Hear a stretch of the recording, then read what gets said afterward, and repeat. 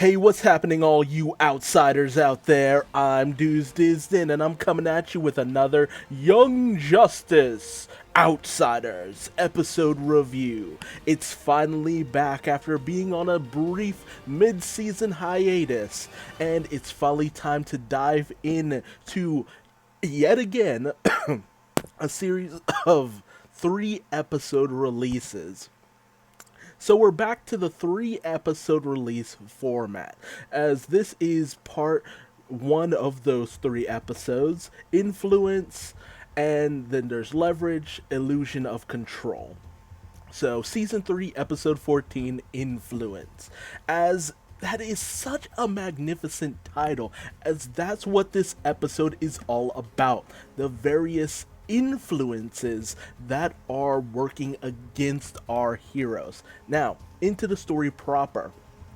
We pick up at a Thanagarian refinery of nth metal, the special element native to Thanagar, as we find that members of the Justice League, specifically Hawkman, Hawkwoman is Thanagar after all, Wonder Woman, Superman, and Guy Gardner, because you always got to have a Green Lantern on your team, but this time it's Guy Gardner specifically. So, very interesting to have him there as well. But this actually also marks the speaking debut for a lot of very primary characters to the series. And some of these characters are so well adapted, it's scary. The team up of Greg Wiseman and Brendan Vitti, or and the direction of Mel Zoyer, it's all just really so well done. It's just always on the mark when it comes to these episodes. But we actually pick up with the commanding officer of Shira Thal and Carter Hall, and that is specifically Hiro Talak. And if that name actually sounds at all familiar, Hiro Talak was featured in an episode, like the finale of Justice League from back during the early 90s, late 2000s. But they've come upon a Thanagarian refinery, and they expected to find, evidence that Apocalypse was in some way related to this, but they found nothing. Nothing that Hiro Talak has found actually suggests that any involvement from Apocalypse, but it shows traces of Terran DNA signatures. But Hawkman and Hawkwoman, continue to reinforce that their report should show that the mind control technology of Apocalypse is being used on kidnapped Earthlings, and that's why their DNA signatures would show up. It's all there in their reports.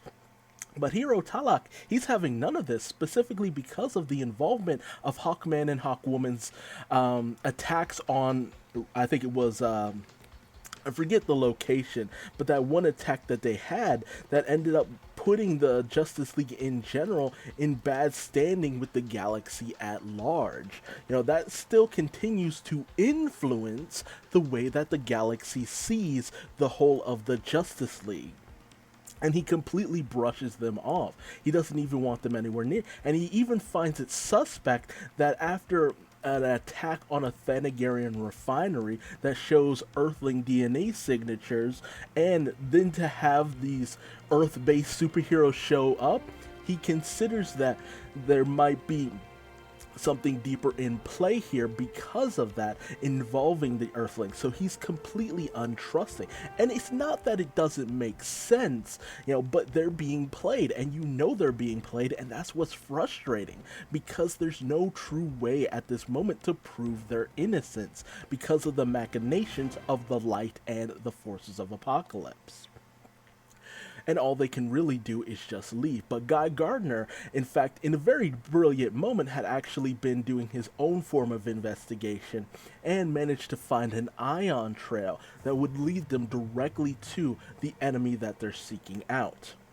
Meanwhile, at Mount Justice, we actually have a meeting with the team of outsiders, with Dick Grayson, Connor, and Artemis, just kind of talking things over with the team.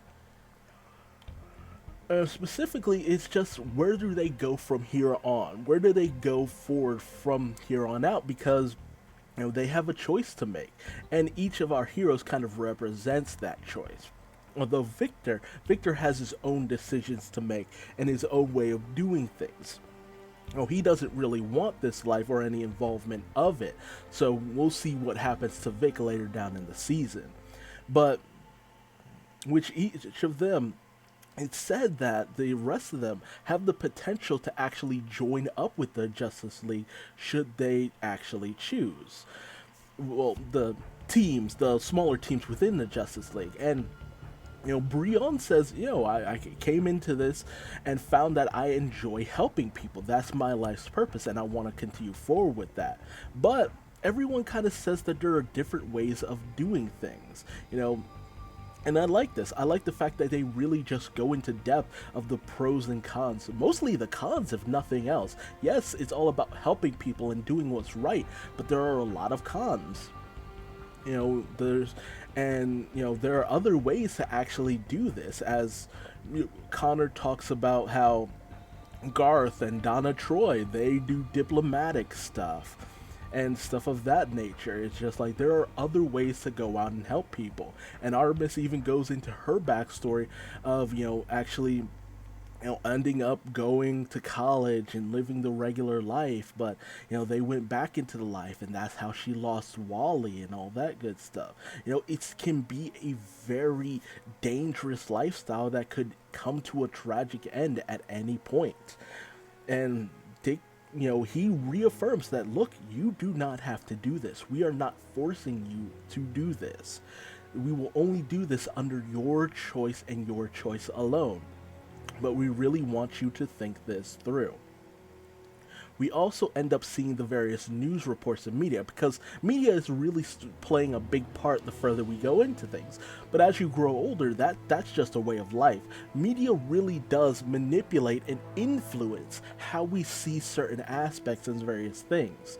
As we have a news report by Aquaman about the fact that the good goggles were being used to test for metahuman traits, subliminally directing them to specific meta-trafficking locations, having the kids abducted, meta-activated, enslaved, and trafficked.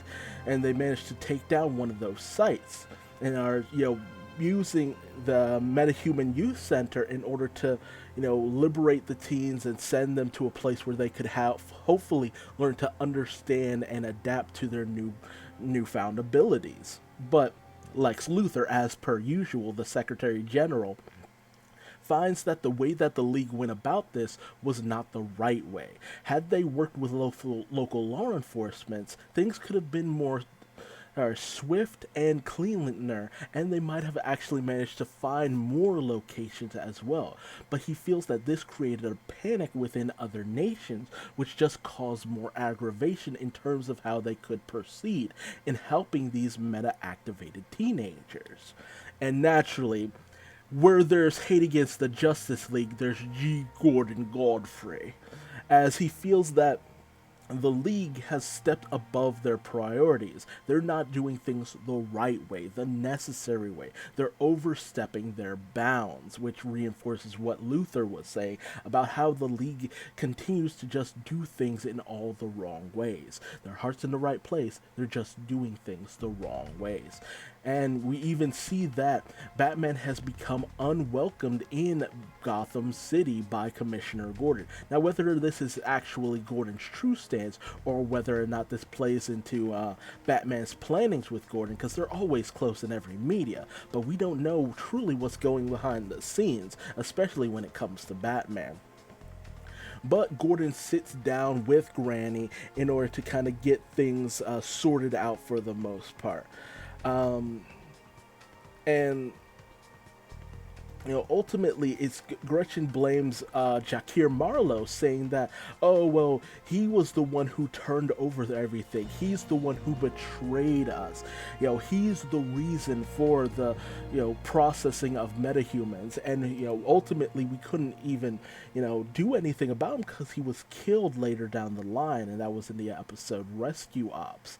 But ultimately, she passes all the blame off to him and says that they will find a way to, recall these products and have them, upgrade them, re-release something better to the rest of the world. And Garth, it's obvious that Garfield Logan is just not buying any of this as he watches the news report. And we also have a moment where he's walking down the street. He runs into a young woman called, what was it, Angel O'Day, who is actually part of this team up of Angel and Ape. Old comic book series. I doubt it's going to ever really come into play. But it does, there's a cheeky nod to it as Garfield turns into an ape in order to stop this purse snatcher. And she even goes as far to take a nice little selfie with him, having just recently, done some super heroics, and it's got all these millions of thousands of likes, and he's trending because of it. And Granny is tickled pink about the whole situation, but Garfield makes it known that he knows what Granny is up to. He knows her true face, and he vows to expose her to the world. And Granny unflinchingly accepts this challenge for the most part, feeling that Garfield is way in over his head. But Garfield makes it known that he is putting her on notice, and he is ready for anything she tries to throw at him. Let's hope he doesn't regret that decision. And as they're flying through space and Gardner is singing a jaunty gig, I just really love Guy Gardner in this episode. Like, best character of the episode, honestly. It's just so much fun, so much fun. But Superman actually manages to spot something with his supervision, specifically a location known as the orphanage. Where we come to find out this is an apocalyptic loading dock or apocalyptic facility. But we then switch over to the Watchtower, where we see that Terra, Brion, Violet, and Forager are all being inducted into the team, with McGann being tickled pink that they have yet not just another alien, but another girl for the team. Although Violet still continues to struggle with her identity, as she doesn't quite see herself as female or even male for that matter. She feels that she is an entirely new entity that doesn't quite classify as that, which Brion is completely fine with, as he loves Violet for who she is. I guess that would classify Violet as non-binary, possibly, but who truly knows at this point? Why put labels to everyone? Ultimately she is who she chooses to be, and that's all that really needs to be said about it. But we also come to find out that Connor, as well as Artemis, will be rejoining the team, if nothing else, just to continue the good fight. And we also have another reintroduction in Garfield coming back to the team, wanting to do what he can in order to take down Granny's operations. But this is sidelined by yet another influential moment in a report by not just Donna Troy, but also I can never remember this lady's name. The liaison to the Justice League as well, because they're just trying to respond to the whole situation of Lex just saying that, oh, the League needs to be put on notice, and they need to be reined in. And Troy makes a very powerful statement in saying that the Hall of the Justice was destroyed back during that episode with Despero in Cornered. And in the 2 years, nothing has been done to rebuild it because of all the various red tape and legislation that Lex Luthor has put out there. And if that's his way of doing things, then nothing ever truly will be done. And in terms of how they go about helping the world, But ultimately, Gordon, in an interview with Lex, brushes aside all these accusations as Lex is shown to not really have time for villainy as the UN Secretary General. He's far too busy. And we even have Lex say that, there's should be red tape and moderation in order to make sure things are done the right way.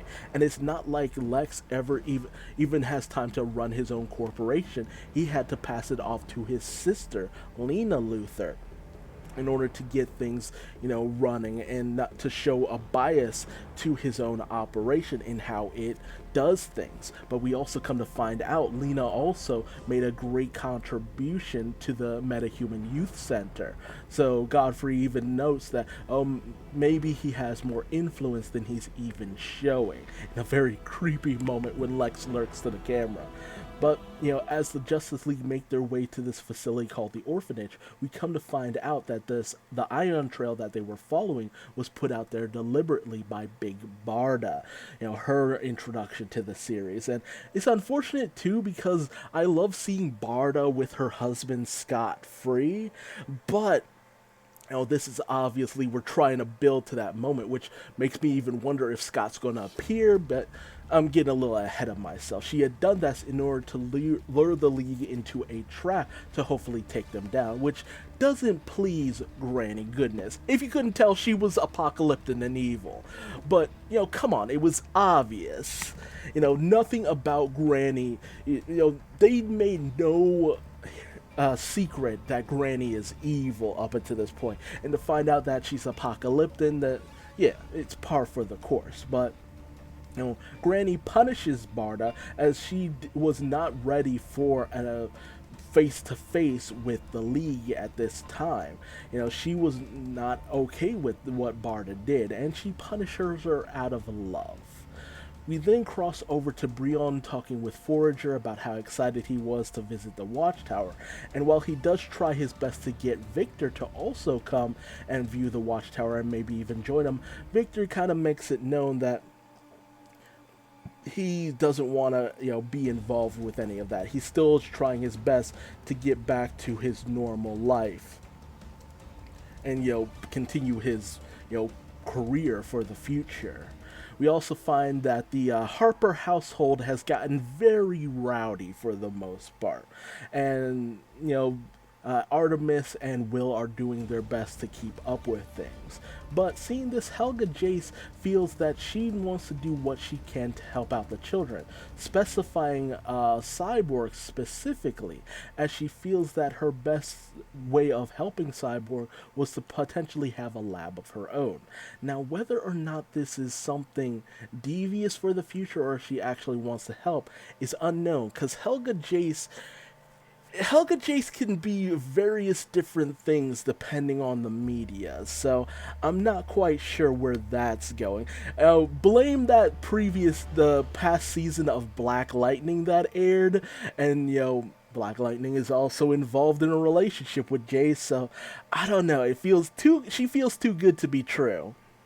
But she says that she wants a lab in order to further help Victor.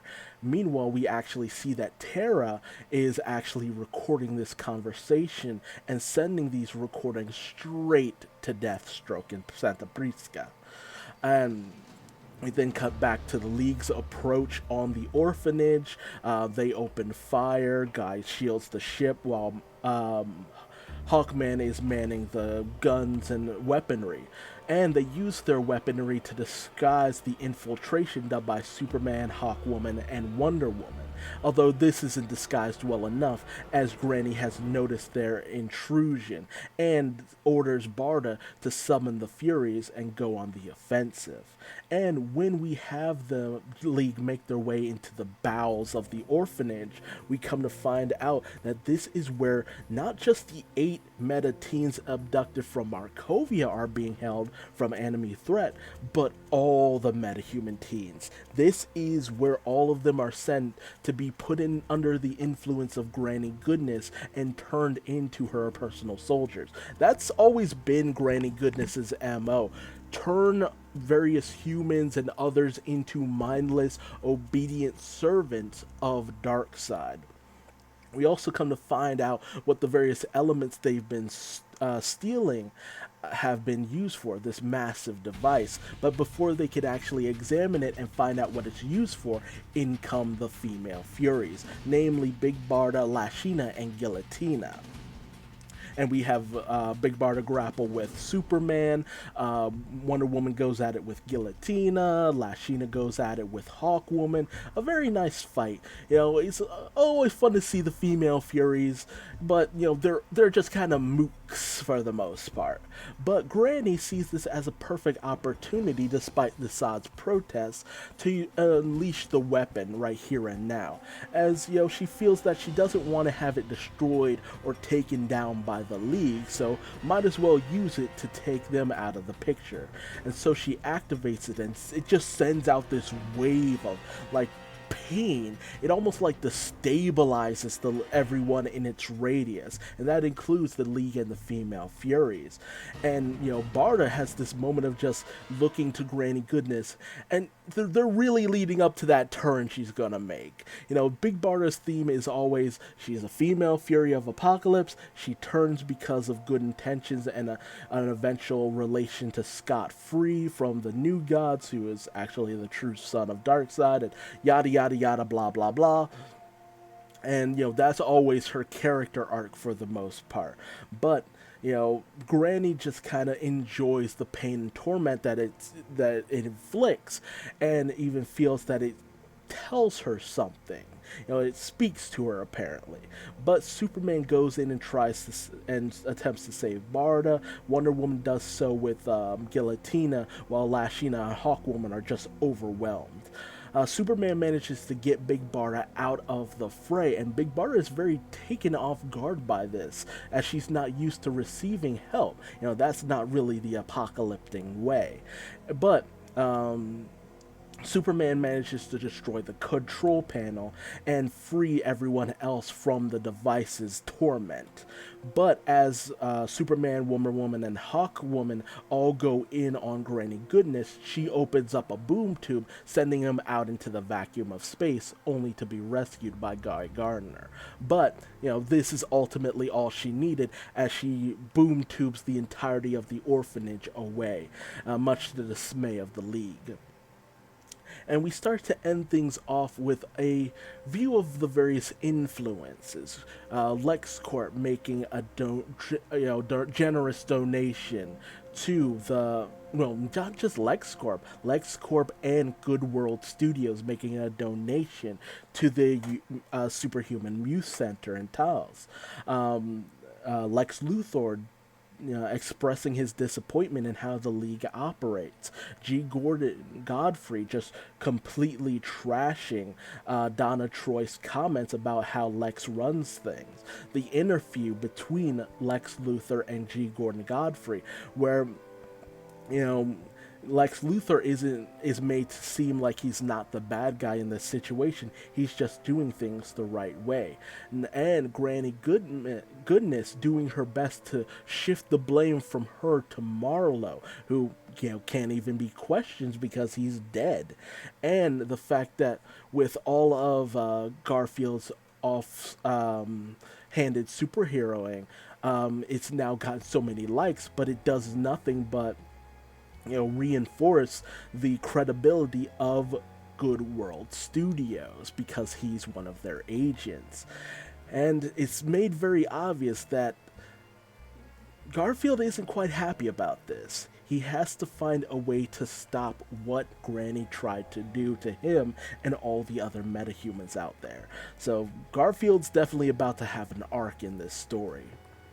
But that's the end of the episode. Of really just fantastically written episode. So many various different ways and influence and how things worked out. But, you know, we also had a moment where Victor seemed to have known how that Brion was getting texts from Violet, but, you know, he made it seem like it's just because he knew that because they text each other so often. But that might just be Grid within him. If you've watched Doom Patrol, you know that Grid's kind of Victor's alter ego. And if you know about the story Forever Evil, you know that he also operates as this alternate personality for Victor as well. But we also have the fact that Deathstroke seems to be very interested in Helga Jace. What is his plans for this studio that she's making? And is it possible that Helga Jace isn't quite on the up and up as she actually is? And what about that device that was found in the orphanage? What is it going to be used for? And how is it going to come into play? You know, a device of pain and suffering is basically Granny Goodness's MO as well as the Sods, but there's always something deeper to things like that. And it's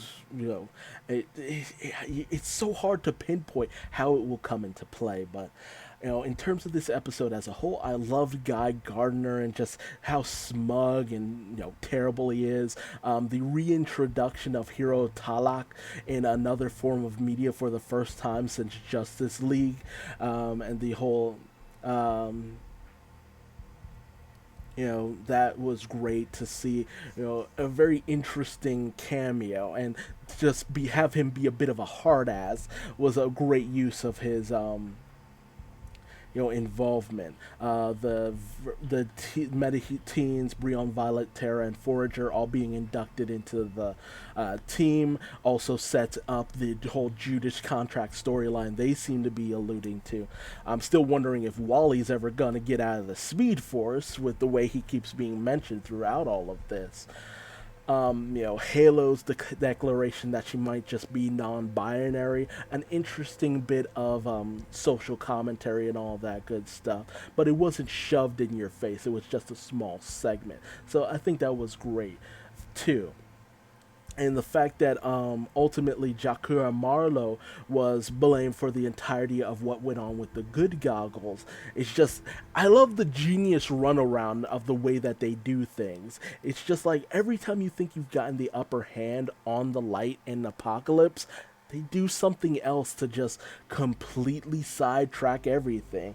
In a world that completely believes in its government, oh no, people are buying into it a little too easily, but at the same time, that's what the media does. And, even considering our world today, especially if you live in America, you know that people tend to buy into a lot of things that you never would have thought they would. So, just saying. But, a great episode out of overall, a complete 9.5 out of 10. Could have used a little bit more action, but that's about it. The plot, the pacing, the influences, everything just flowed together so perfectly. But tell me your thoughts in the comment section below. How did you feel about this episode? Did you like it? Did you hate it? Would you like a little bit more of something specific? Would you like us to focus on something that wasn't featured in this episode? Definitely tell me your thoughts in the comment section below. If you liked this video, leave me a like. If you didn't, feel free to give me a dislike and tell me what I did wrong in the comment section below so I can get better with each passing video. If you want to find me on social media, just Google Duuz-Diz-Din. I am everywhere, for better or for worse. I've also done a few superhero illustrations on my various art pages, so feel free to find me on DeviantArt, Tumblr, what have you. Art of Kadeem James on Tumblr. And if you want to continue to just see more Young Justice, just keep tuned in. And until the next video, I just want you to remember to always watch out for what might be influencing you in ways you never expected. Until the next video, I'm Duuz-Diz-Din, and I'm going to bed. Bye-bye.